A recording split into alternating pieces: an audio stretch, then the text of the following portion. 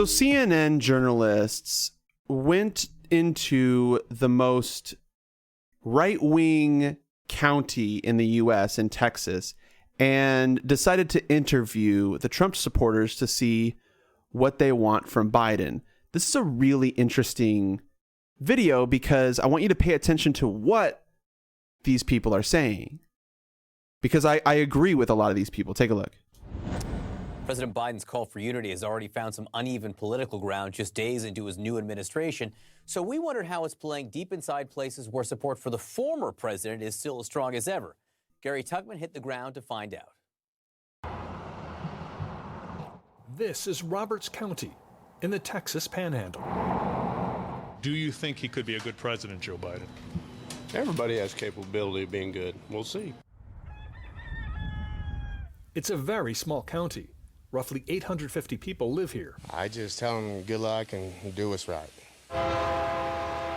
Except for the frequent freight trains, Roberts County is quiet, but it's getting a high profile. Because in the last two presidential elections, Roberts County gave Donald Trump a higher percentage of the vote than any other county in America. In this election, Donald Trump got over 96% of the vote in this county. Joe Biden received a grand total of 17 votes. So we asked these most loyal of Trump voters, What do you think Joe Biden needs to do to be a good president? Well, he's going to have to get everyone together first, get the whole United States together again. And I don't know that he can do that. So pay attention to what he just said. He's doubtful that Biden can unite us. Okay, I would agree with that. Let's keep going. Because he's got too many people behind him that's against getting the Trump supporters together with Democrats. You voted for Donald Trump twice.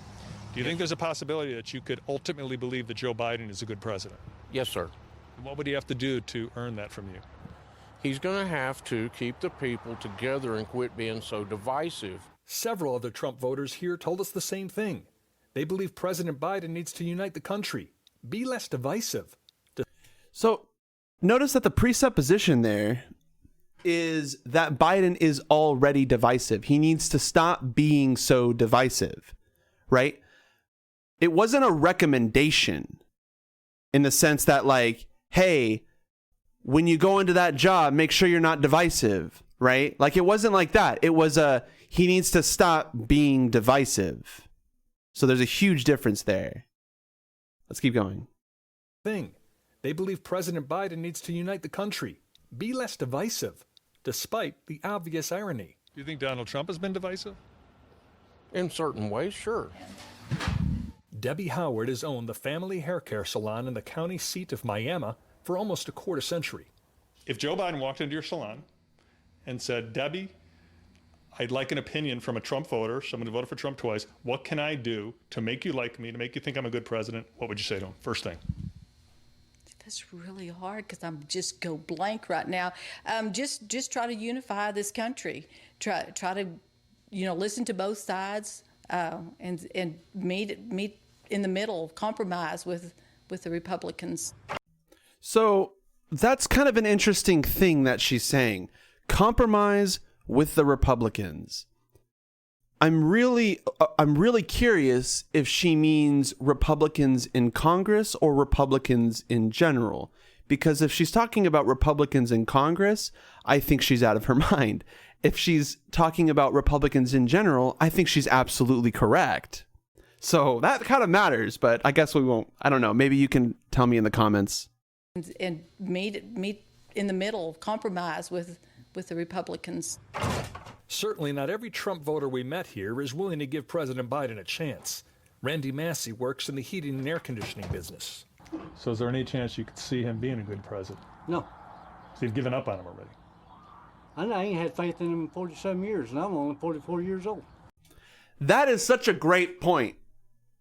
Like, his defense is perfect, right? It's been over 40 years. We know exactly who Joe Biden is. Like, everyone's pretending like we're going to find out what Joe Biden's going to do, like as if it's going to be some sort of surprise. But he is the most constant politician. He is consistently Joe Biden. That's the problem. And so in that sense, I agree with this guy. I don't think Joe Biden's ever going to change. He's not just going to forget those donations. I know a lot of you think that like people can push him to the left, but that's complete bullshit, right? We've seen that for over 40 years. Let's keep watching.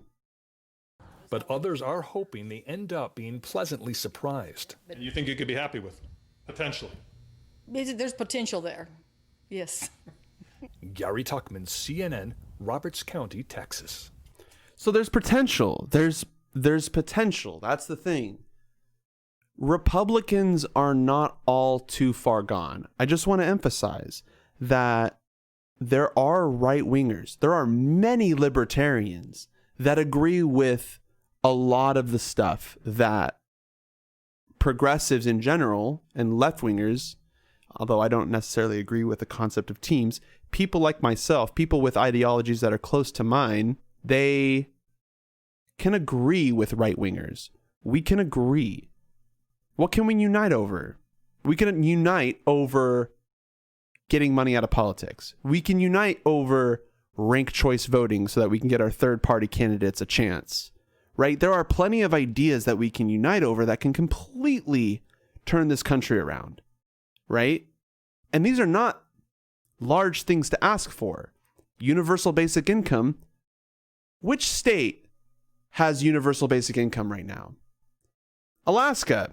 Alaska gives, I don't know if it's $1,000 a year or $2,000. I don't know what it is, but they give a universal basic income to all their residents. Andrew Yang is wanting to give a partial universal basic income because he was told to do so. He's a Democrat, and so he's going to do Democrat things because he's a Democrat. And we've seen him lose sight of universal basic income and lose sight of Medicare for all. He's probably not even going to give you all universal basic income for the 500,000 people that he says he's going to fight for, but we'll see if he even does that. But my point is, right-wingers agree with universal basic income. Many, many right-wingers agree with universal basic income. You can call it whatever you want, negative tax income. I mean, there's a lot of different like variations of this, and I think this is something that can be discussed on the Congress floor. Right? These are things to debate over. These are the fun things to debate over. What type of UBI do we want? Right? So let me clarify something about universal basic income that a lot of people don't really understand, that I see at least. Universal basic income does not generate wealth. Universal basic income does not destroy wealth. So then what does universal basic income do if universal basic income is all about wealth? Well, that must mean, therefore, that universal basic income redistributes wealth. That's what it does. Universal basic income redistributes wealth. When you print money, you are not creating anything. You are not creating product, right? Universal basic income is a fluffy way of redistributing wealth. So, and there are lots of pretty variations of universal basic income that we can discuss over, but it's something that I think right-wingers and left-wingers agree over. That's why Andrew Yang, the whole Yang Gang thing, was so massively popular with libertarians. The whole concept of universal basic income is, why give money to programs to help you when we can just give you the money so that you can buy the programs? You can go to the programs, right? Why don't we let you decide what to do with the money? That's kind of what we should be doing with taxes. Government shouldn't be involved. I'm pretty fucking libertarian. I don't like the government involved, right? The government is inefficient, as Elon Musk talks about. So I'm more of a libertarian socialist in that sense. But universal basic income is a solution, right? It's a great solution to redistribute wealth. You can like play with the numbers too. There are mathematicians that are dying to get behind systems where you can fiddle with like AI taxation shit. Like there are already papers that have been published on taxation using math, right? Like you can tax certain people certain ways to make the system completely efficient, or at least relatively efficient. So what else can we get behind? We can get behind Medicare for all. It doesn't make sense for someone to die because they don't have enough money. Money should not be a thing involved in the healthcare industry. Full stop, right? Health is not something that has anything to do with work. Work, health, two separate things, right? Money, healthcare, two separate things. The money world, the product consumer world, and the healthcare world, two separate things. Do you understand what I'm trying to say? Right? Now, you can say that we should have a government that has a Medicare for all system, and that is slightly inefficient in the sense that you have a government involved. A government is a monopoly, as Elon Musk talks about. But we can democratize that shit, right? The whole point of government right now should be to democratize things, right? We need to democratize the workplace. We need to democratize Congress, right? Congress is not democratized. We have to have representatives. Why the fuck do we need representatives, right? We have the internet. I can represent myself in Washington, D.C. if you need me to, right? Because if I should have the right to represent myself when people pick laws and shit, right? I don't need someone telling me what I want. It's extremely inefficient, right? So there are ways of making the system better, and I think right-wingers and left-wingers agree on that. That's my point.